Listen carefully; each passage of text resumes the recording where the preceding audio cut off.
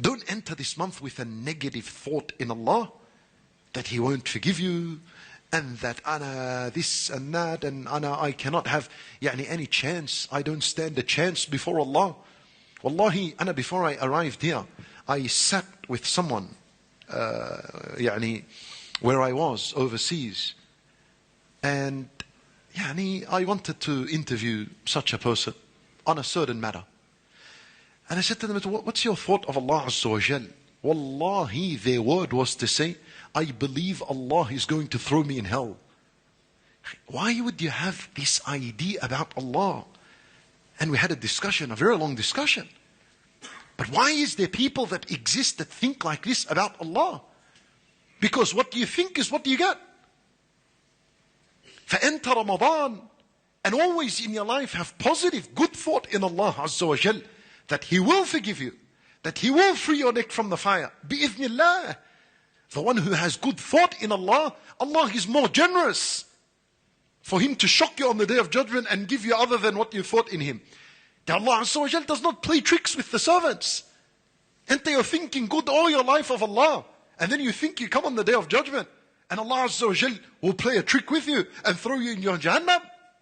Ma'adallah for the one who thinks like this about Allah. Think good of Allah, positive of Allah, and do the work. Because the only one that is thinking good of Allah is the one who's putting effort.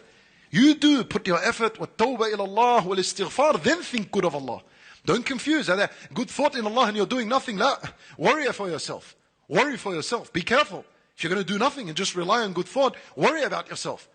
You put effort with dua, with ibadah, after that comes the good. This is where good thought is supposed to be. That's the correct positioning of good thought. After effort that comes from you. Now, thinking good of Allah subhanahu wa ta'ala.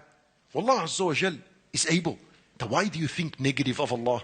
When you think negative of Allah, as though you're saying Allah is unable to forgive me. Sure. This is a huge statement.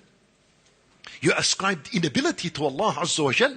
That could be on the border, lines of kufr. Allah Azza wa Jal qadir.